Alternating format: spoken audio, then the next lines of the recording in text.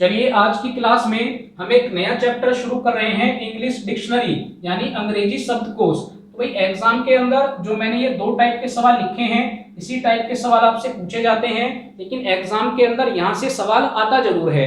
तो पहले मैं आपको कॉन्सेप्ट समझा देता हूँ, कॉन्सेप्ट आपको समझ में आएगा तो इस तरह का कोई भी सवाल करने में आपको कोई दिक्कत नहीं आएगी। तो चलिए कॉन्सेप्ट को भी समझ लेते हैं। तो भाई ये जो आपकी इंग्लिश की डिक्शनरी होती है, इसके अंदर बहुत सारे वर्ड होते हैं। अब उन वर्ड के अंदर एक वर्ड को पहचानने के लिए इस डिक्शनरी को एक पैटर्न पर बनाया गया है। भाई अगर ये डिक्शनरी पैटर्न पर बनी हुई नहीं होगी तो किसी भी एक वर्ड को पहचानने में आपको काफी टाइम लग जाएगा। लेकिन अगर आपको पैटर्न पता है कि डिक्शनरी को किस तरह से अरेंज किया गया है तो आप उस वर्ड तक बहुत ही कम टाइम के अंदर पहुंच जाते हैं। तो भाई डिक्शनरी के अंदर जो पैटर्न फॉलो किया जाता है वो कुछ ऐसा होता है कि सबसे पहले ए अल्फाबेट से बनने वाले जितने भी वर्ड होते हैं सबसे पहले उनको लगाया जाता है। उसके बाद बी अल्फाबेट वाले वर्ड होते हैं, फिर सी वाले होते हैं, फिर डी वाले होते हैं, और इसी तरह से सबसे लास्ट में कौन से होंगे तो भी सबसे लास्ट में जेड वाले वर्ड होते हैं।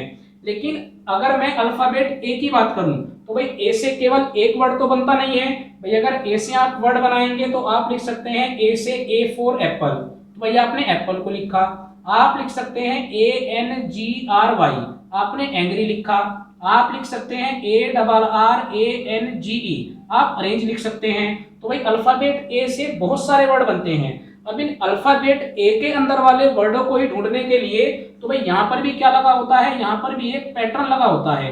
तो अगर आपको उस पैटर्न का पता लग जाए, फिर चाहे वो अल्फाबेट ए के वर्ड हो, बी के हो, सी के हो, कहीं के भी वर्ड हो, आप उन वर्ड को बड़े आराम से और कम से कम टाइम के अंदर ढूंढ लेते हैं। तो चलिए उस पैटर्न की बात करते हैं कि वो पैटर्न होता क्या है।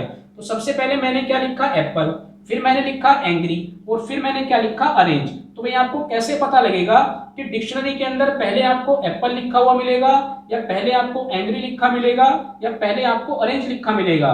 भाई तीनों ही वर्ड ए से बन रहे हैं, लेकिन ए के अंदर भी पहले आपको कौन सा मिलेगा, उसके बाद कौन सा मिलेगा, उसके बाद कौन सा मिलेगा, ये आपको पता लगाना है। यही कॉन्सेप्ट है। अगर आपको ये बात समझ में आ जाएगी तो ये क्वेश्चन आप बड़े आराम से कर पाएंगे। अब आप कैसे करेंगे क्वेश्चन को, तो सबसे पहले आप ये देखिए कि जो आपको ये तीन वर्ड दिए गए हैं, इनके अंदर जितने अल्फाबेट शुरू में कॉमन है आप उनको हटा दीजिए। तो भाई शुरू में क्या कॉमन है, यहाँ पर भी ए है, यहाँ पर भी ए है, और यहाँ पर भी ए है। तो मैंने किसको हटा दिया, मैंने ए को हटा दिया। ये सबसे आसान तरीका है इन क्वेश्चन को करने के लिए। भाई शुरुआत में जितने अल्फाबेट कॉमन आए, अगर एक अल्फाबेट कॉमन आएगा तो एक को हटा देंगे, दो आएंगे तो दो को हटा देंगे, चार आएंगे तो चार को हटा देंगे। यानी जितने भी कॉमन अल्फाबेट आएंगे पहले हम उनको हटा देंगे। उसके बाद हम अगला अल्फाबेट चेक करेंगे तो यहाँ पर क्या है, पी है, यहाँ पर क्या है, एन है, और यहाँ पर क्या है, आर है। तो भाई क्या क्या बचा, एक पी बचा हुआ है, एक एन बचा हुआ है, और एक आर बचा हुआ है। बस आपको इतना कॉन्सेप्ट लगाना है। अब आप मुझे ये बताइए कि जब आप एबीसीडी पढ़ते हैं तो एबीसीडी पढ़ते टाइम सबसे पहले पी आता है, एन आता है, या आर आता है। तो भाई आप कहेंगे सबसे पहले इन तीनों में एन आएगा। तो भाई अगर एन सबसे पहले आएगा तो यही आपको इंग्लिश डिक्शनरी के अंदर कौन से वाला, ये जो एंग्री लिखा है, ए के बाद क्या आया, एन। तो ये वर्ड आपको अल्फाबेट के अंदर जब आप ए में जाएंगे तो इन तीन वर्ड में ये वाला वर्ड आपको सबसे पहले मिलेगा। ठीक है, उसके बाद क्या बचा, पी और आर बचा। अब आप ये देखिए कि एबीसीडी के अंदर पी पहले आएगा या आर पहले आएगा। तो भाई आप कहेंगे पी पहले आएगा। भाई पी क्यू आर ऐसे तो पढ़ते हैं। तो एन का नंबर अगर 1 हो चुका तो पी का नंबर कौन सा हो जाएगा, दूसरा, और आर का नंबर कौन सा हो जाएगा, तीसरा। बस यही एक छोटा सा कॉन्सेप्ट है। आई होप कि आपको समझ में भी आया होगा।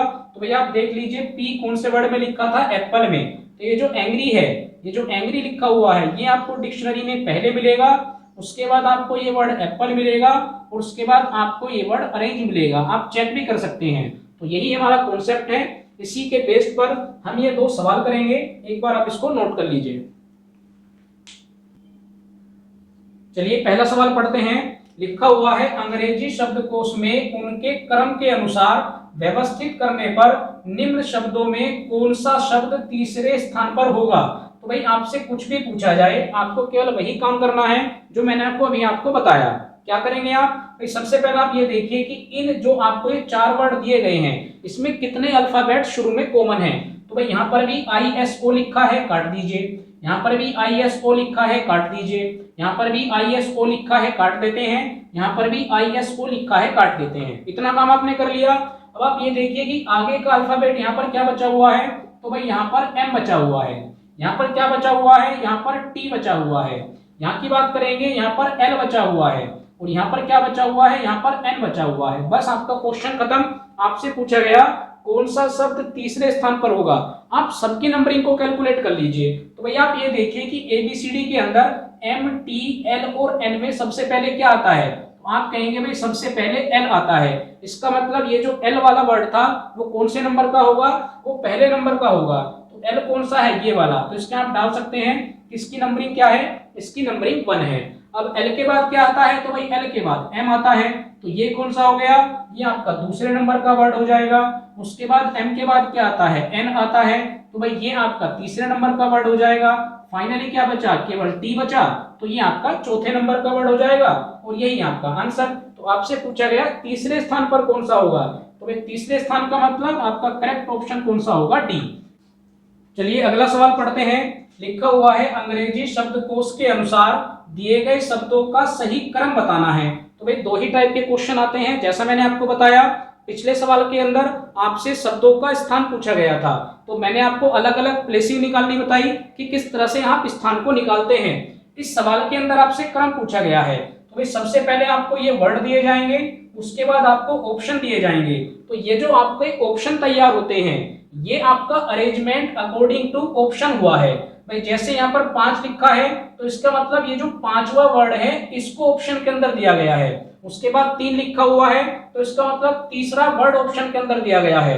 तो यहीं पर आप लोग गलती करते हैं। तो पहले आप कॉन्सेप्ट को समझें, उसके बाद फिर आपको मैं बताऊंगा कि आप किस तरह से सवाल का जवाब देंगे। चलिए तो एक बार पहले उसी कॉन्सेप्ट को फॉलो करते हैं। तो भाई इन सब में अगर मैं देखता हूं तो सबसे पहले डी कॉमन आ रहा है। भाई पांचों वर्ड के अंदर डी कॉमन है। तो अब यहाँ पर क्या बच गया, ई। यहाँ पर भी ई बचा, यहाँ पर भी ई बचा हुआ है, यहाँ पर भी, और यहाँ पर क्या बचा हुआ है, तो भाई यहाँ पर ए बचा हुआ है। तो आप मुझे बताइए कि जब आप ABCD पढ़ेंगे तो पहले ई आएगा या पहले ए आएगा। तो भाई आप बोलेंगे पहले ए आएगा। तो डिक्शनरी के अंदर इसका स्थान कौन सा है, पहला। तो भाई डिक्शनरी के अंदर तो पहला स्थान है, लेकिन ये जो आपको क्वेश्चन दिया गया है यहाँ पर ये कौन से स्थान पर है, 5वें स्थान पर। तो अब जब मैं इसको अरेंज करूंगा, जब मैं ऑप्शन को देखूंगा तो ये आपको कहां मिलेगा, ये 5 आपको पहले स्थान पर मिलेगा। इस बात का आप ध्यान रखें। ये तो आपका अरेंजमेंट अकॉर्डिंग टू डिक्शनरी हो रहा है, लेकिन हम सवाल के अंदर ऑप्शन के अकॉर्डिंग चलेंगे। तो आप देखेंगे कि आपकी शुरुआत कहां से होगी, 5 से होगी, क्योंकि ये आपका पहला अक्षर पड़ेगा, पहला शब्द पड़ेगा डिक्शनरी के अंदर। तो भाई अगर 5 से शुरुआत हो रही है तो मैं इस ऑप्शन को हटा देता हूं, क्योंकि इसकी ऑप्शन की शुरुआत 4 से हुई है। इसको हटा देता हूं, इसकी शुरुआत 3 से हुई है। तो अब केवल 2 ही ऑप्शन बचते हैं, या तो ए ठीक होगा या बी ठीक होगा। अब कैसे कैलकुलेट करेंगे, तो भाई इसका रोल तो खत्म हो गया, इसकी तो हमने कैलकुलेशन कर ली। अब वापस हम देखेंगे तो इसमें क्या कॉमन आ रहा है, तो भाई इन चारों शब्दों के अंदर ई कॉमन आ रहा है। तो ई को हटा देते हैं। अब क्या बच गया, एम, एम, ए और एम। तो वापस मैं आपसे पूछता हूं कि ABCD के अंदर ए पहले आएगा या एम पहले आएगा। तो भाई आप बोलेंगे ए पहले आएगा। इसका मतलब डिक्शनरी के अंदर इसका कौन सा स्थान है, तो भाई इसका दूसरा स्थान है डिक्शनरी के अंदर। लेकिन इस सवाल में इसका नंबर कितना है, 3। यानी 5 के बाद अब क्या आएगा, तो 5 के बाद अब 3 आएगा। भाई पहले 5 आ चुका, अब 3 आएगा। तो आप वापस दोनों ऑप्शन को चेक करेंगे तो भाई दोनों ही ऑप्शन में 5 और 3 एक साथ है, यानी अभी तक आपके दोनों ऑप्शन ठीक है। अब आगे चेक करते हैं। तो भाई इस वाले वर्ड का भी रोल खत्म हुआ। अब केवल ये 3 वर्ड बच गए, तीनों में एम कॉमन है तो एम को हटा देते हैं। ठीक है, एम को हटा देने के बाद क्या बचेगा, भाई पहले वाले वर्ड में ई बचा, दूसरे वाले वर्ड में ए बचा और तीसरे वाले वर्ड में ओ बचा। भाई ये बचे हैं। अब आप इनको अरेंज कर लीजिए। भाई ई, ए और ओ के अंदर पहले क्या आएगा, तो भाई पहले ए आएगा। तो अगर ए आएगा तो इसका स्थान कौन सा हो गया, तो भाई इसका स्थान डिक्शनरी के अंदर हो गया तीसरा। लेकिन अगर सवाल की बात करें तो ये कौन से स्थान पर है, तो ये दूसरे स्थान पर है। तो कोड में अब क्या आएगा, तो भैया 2 आएगा। वापस ऑप्शन चेक कीजिए। तो भाई 5 3 2, 5 3 2, अभी तक दोनों कॉमन आ रहे हैं। तो भाई इस वाले वर्ड को भी हटा देते हैं। अब केवल 2 वर्ड बच गए। एक के शुरुआत में ई है और एक के शुरुआत में ओ है। तो भाई ABCD के अंदर पहले क्या आएगा, तो भाई पहले E आएगा। तो अगर पहले E आएगा तो इसका डिक्शनरी में कौन सा स्थान हुआ, तो भाई डिक्शनरी में चौथा स्थान हुआ। इस सवाल के अंदर कौन सा स्थान है, तो भाई स्थान है पहला। तो आपका कोड क्या बन गया, 5 3 2 1। अब आप ऑप्शन चेक करेंगे तो यही आके अंतर आ गया 5 3 2 1। तो भाई 2 1 के बाद लास्ट में क्या आ जाएगा, 4 आ जाएगा। खत्म हुआ सवाल। तो आपका कौन सा ऑप्शन ठीक होगा, तो आपका पहला ऑप्शन ठीक होगा। तो मैंने आपको तरीका भी बताया कि किस तरह से आप क्वेश्चन का अरेंजमेंट करेंगे, यहीं पर आप गलती करते हैं। तो इसकी आप अच्छे से प्रैक्टिस करें। बहुत ही छोटा सा चैप्टर था, आसान सा कॉन्सेप्ट था, इसकी आप अच्छे से प्रैक्टिस करें, अपनी बुक से क्वेश्चन को करें। कहीं पर कोई डाउट अगर होता है तो वो आप मुझे कमेंट बॉक्स में लिख के बताएं। अगली क्लास में एक नए चैप्टर के साथ वापस आप लोगों से मुलाकात होगी। Thank you.